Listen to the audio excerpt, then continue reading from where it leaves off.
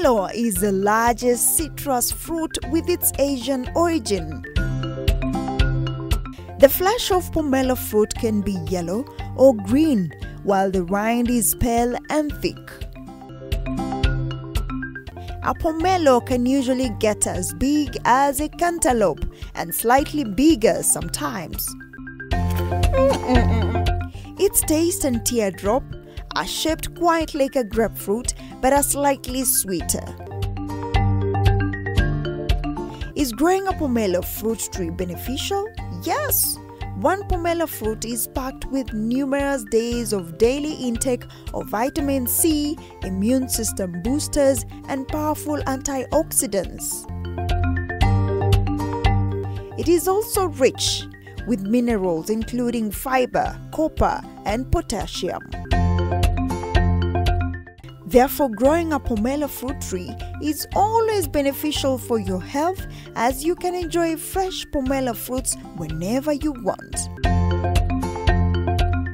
And now, to learn more about this fruit, let's talk to the experts.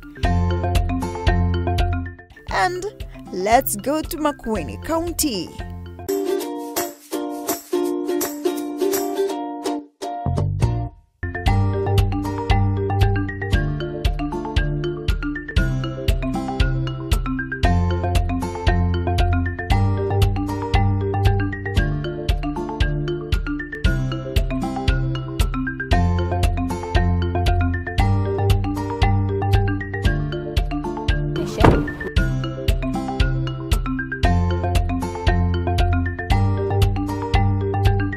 Hello, good morning, good afternoon, from wherever you're watching us from. Welcome to Kilimo and Biashara show, and I'm super excited today. Ask me why. Today I'm going to try one of the fruits that I've never tried in my entire life. Most people call it Asian citrus, some people call it Citrus maxima. Have you ever heard about that? I know you know about lemon, but this is just one of the family of citrus. I'm speaking about pomelo. Have you ever heard about that? Well, let's go get confused together because it looks so much like an orange. So, shall we explore pomelo? Let's go.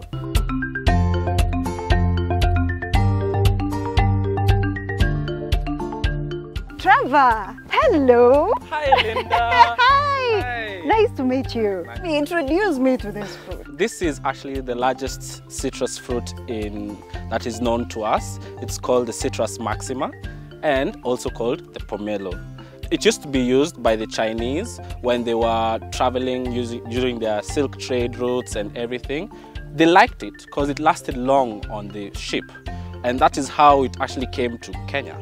And it's more prevalent in the coast because that's where the shipping ports are, and because of that we decided let us try and bring it up here to Makueni.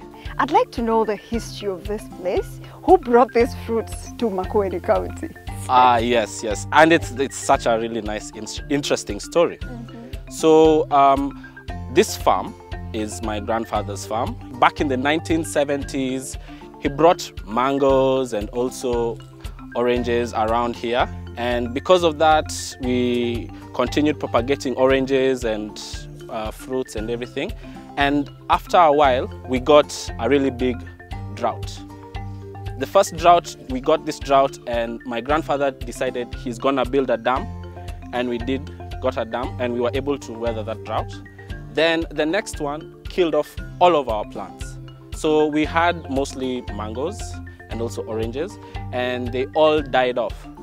And due to that, we decided to stop farming oranges and mangoes, and we decided to go on an organic route. So we decided to think, maybe we can do some beekeeping.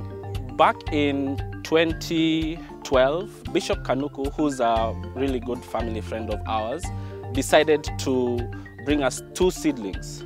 He brought us one which was a pomelo and a second one which was a grapefruit. And with these 2 trees, they are the ones our mother plants. And from them is when we started grafting to different other plants. So you have grapefruit here. What's the difference? If you go down and look at the history of the pomelo, you'll find out that the pomelo is actually a hybrid. It's a hybrid between the grapefruit and an orange. So once they mixed up together, they came and formed this grapefruit.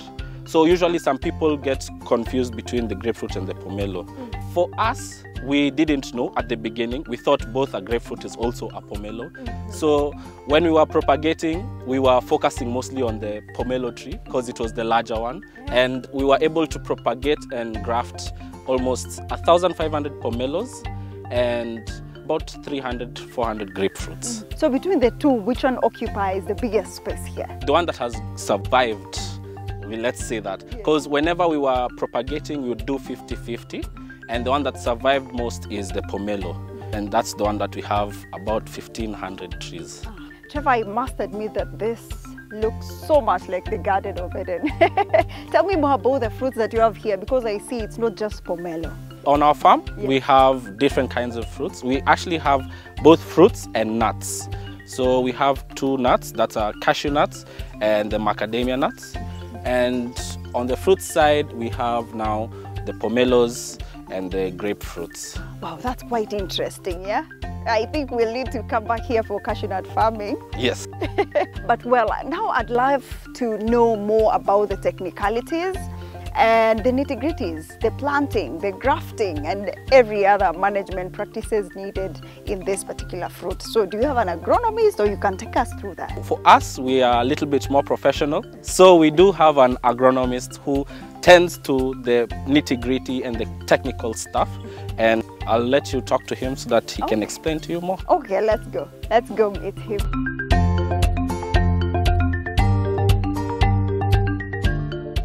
Patrick, hello. Hello, Linda. How are you? I'm fine. I heard you're the master of grafting. Of course, yes. So what's happening here, Patrick? The farming mostly done here is about the fruit trees. Yes. So we do mostly graft lemon tree. We try to improve it by using the Pamelo Zion. So the lemon is the root stock. When they are bound together, they form the Pamelo, the best one. So it's grafting of lemon and what? The combination of a lemon seedling plus the combination of a mother plant of a Pamelo to get a more improved species. A hybrid pomelo. Yeah.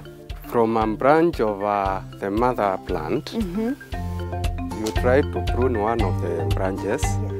Where the leaf ends, you find there is something that tends to make a blossom. So would you show me how to graft? I would love to know. With the grafting, you start by pruning the seedling, making sure that you reduce all the branches to allow the plant to be able to secure the scion. So you have to remove all the leaves? Of course, yes. You remove all the leaves, at least leave 2 to 3 to minimize loss of water from the main stalk. And so after pruning, what's the next process? The next step is to fix the band, the scion, from the Pamelo to the lemon seedling. Yes, it has to be enough. You see, it suits. Yes. Also, reduce the size of this part so that it may use very little nutrients to heal. Okay. If it is larger, it will not heal well. So it's better you reduce the size.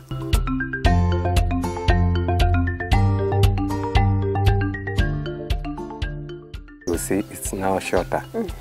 Then you fix. Before you fix, reduce this scar.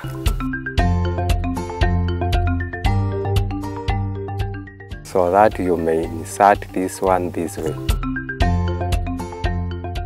You see how it is? Yes. Then from there you tie. Yeah, you tie. Okay, can I help you? Welcome. Okay. What you do, begin from the bottom to overlap it upwards. Cut, try to cut it. We are using a blend. Cut this one, cut here. Now tie this one. Begin from here, closer. Okay. So you have to begin from down here. Yeah. Tighter, yeah? Yeah. Make sure you cover the scion completely to reduce the losses of moisture. Everywhere. So you have to tie it until the top. Yeah, and leave it for 21 days before you untie. So 21 days just like this? Yeah, after planting, you may plant, but then do not untie the polythene for 21 days. Okay. Yeah. Yeah, that is well noted.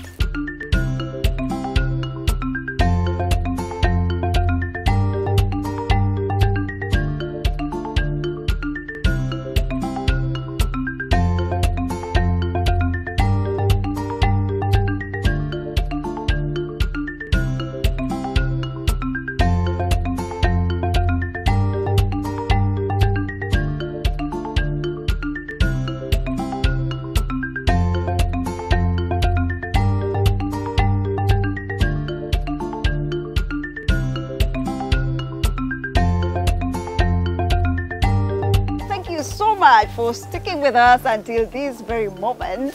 And if you're just joining us, don't you worry, we still have a lot lined up for you. And today we are speaking about a rare fruit. We're talking about pomelo. Have you ever heard about that? It's also called Asian citrus, and some of you can call it Citrus maximus. So depending on which name you want to call it, well, sisi tunajua kama pomelo. So Patrick, even before we talk about harvesting and which one is ready for harvest, let's talk about the planting process. How is the germination process? In the process of germination, we really begins in our nurseries. In our transplanting process, what we did, we first dug a pit of 3 feet by 3, a depth of 3 feet by a width of 3 feet. Then we used the topsoil and mixed it with manure. And we refilled it to a level of 3/4 from the bottom with that combination of farmyard manure and topsoil. Then we later took our seedling and transplanted, that is, in our pit.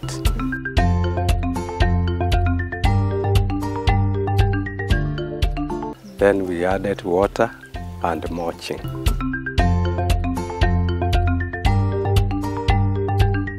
So what are some of the management practices after planting so that you can get good yield or get a good fruit? We mostly keep the catchment, the basin, so that during irrigation or either in times of rains, water is always, and in weeding, we mostly spot weed around the plant due to reduction of diseases and other factors that may hinder the growth of the seedling. And since this is a unique venture, Patrick, tell me about the challenges that you can experience as a farmer.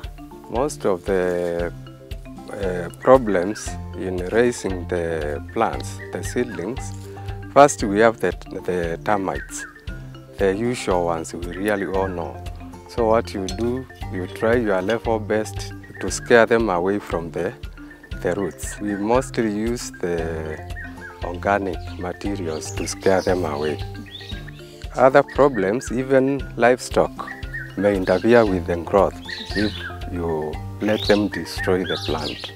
Also, careless human beings live alone with diseases may also interrupt with the growth of the plant. As we finalize, there are 2 key things that I would really love to hear from you.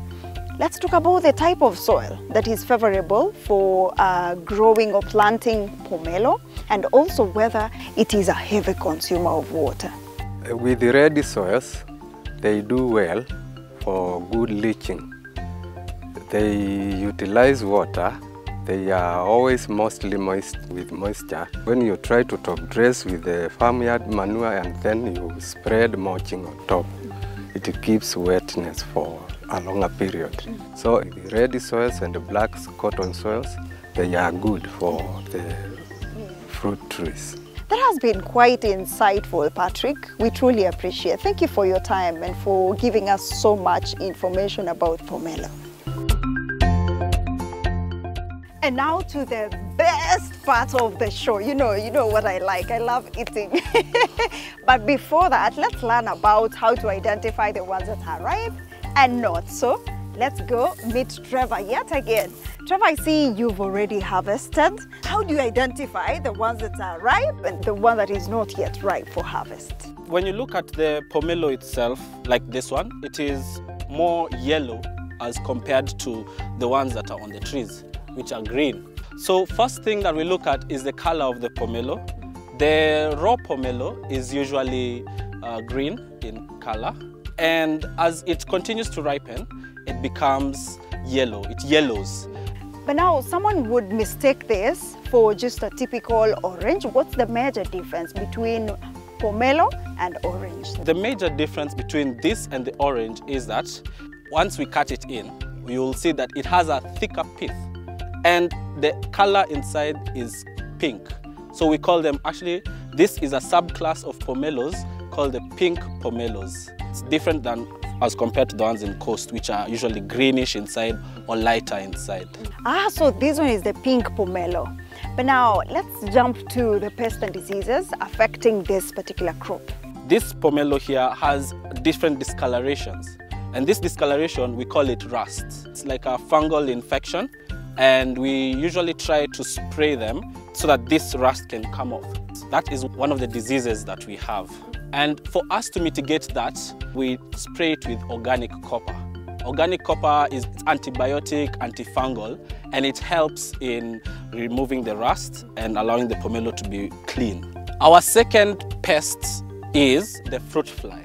Usually, during the flowering stage, there are times when the fruit flies can get into the flower. They lay their eggs inside the flower, and once the fruit fly hatches, they eat the fruit that is inside. So for us to mitigate that, we made our own fruit fly bait traps, where we would put in a bait trap in it, and the fruit flies would get in and then they would just die inside. But now, Trevor, I'm so curious to know the benefits of this fruit, because I'm sure many people as well would love to know. So what are the benefits of this fruit? This fruit has a multitude of benefits. Number one, it is very healthy. There are some scientific papers that say that this is an anti-inflammatory, and it is good for high blood pressure and maybe like high sugars and everything, because it has a really good sugar content, citrus. Number two, it is really good for your skin. Citrus, vitamin C, it is just the best for having a clear and clean skin. Another benefit for these pomelos is that they are actually the best for dieting. And the reason as to why they're really good for dieting is, number one, they have 6% of the pomelo itself is fiber. And that fiber usually makes you feel full.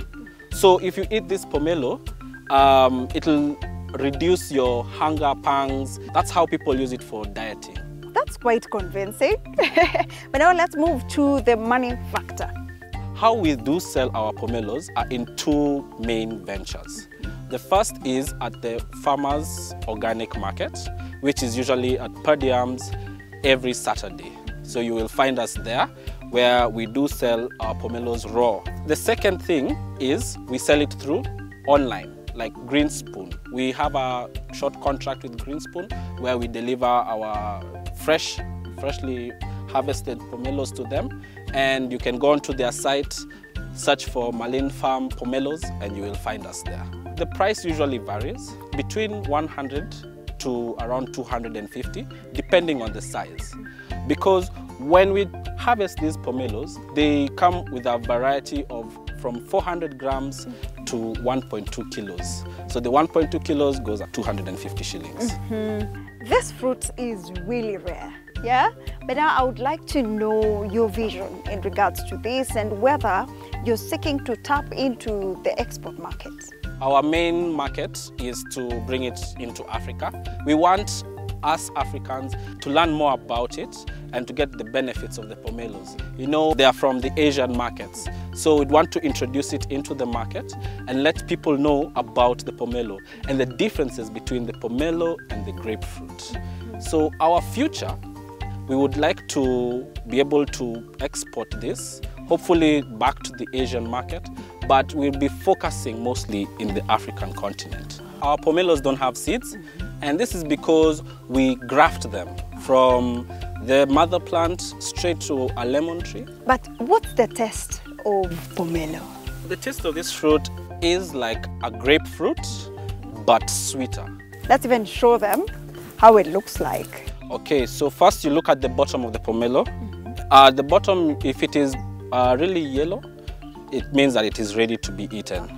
Yeah, and also the skin, if it has some red spots, it shows that it is ready, like sweet. Okay, and now to the favorite part of the show. Can we taste one? Yes, we can. Okay, let's try one. So step number one is you cut the top of the pith itself of the pomelo. Yes. Oh, look at this. Look at that. This is how it looks, yeah? Oh, it's actually pink. Yes, it is pink. Yes. So number two, as you can see where the cells are, you take the knife and just go along the edge of the plant, just like that. I'm salivating. Let's dig in. It is both sweet and a little bit sour. Sweet and sour.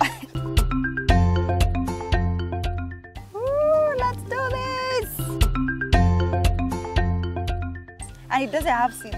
No, it does not have seeds. This is seedless. So as you look at it, yes, it's really sweet. It's really sweet, and it has this white parts into it. Yeah, these you do not eat because they are really bitter. Oh my God, I was almost digging it in. Yeah, don't dig into them. Wow, it's nice. It's nice. I love it. You said it's bittersweet. I find it sweet. It's really sweet.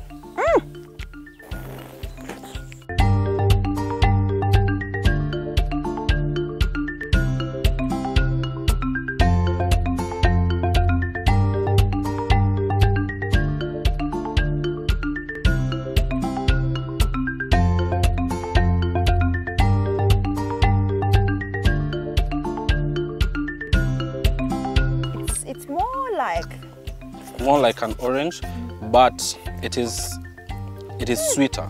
Not really sweeter. It's like more, let me say, it's more like a grapefruit, but sweeter. Yes. Cheers to that. Cheers to that. Thank you so much for introducing me to this. Yes, you're welcome. Ooh. Wow.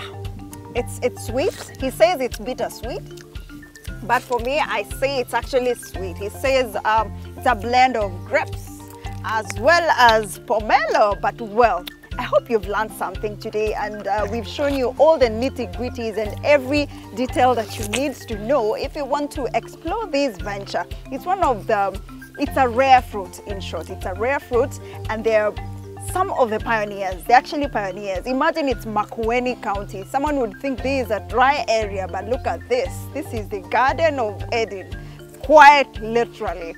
So we are truly grateful for you joining us today in this program. See you again next Sunday for yet another exciting episode of Kilimo na Biashara.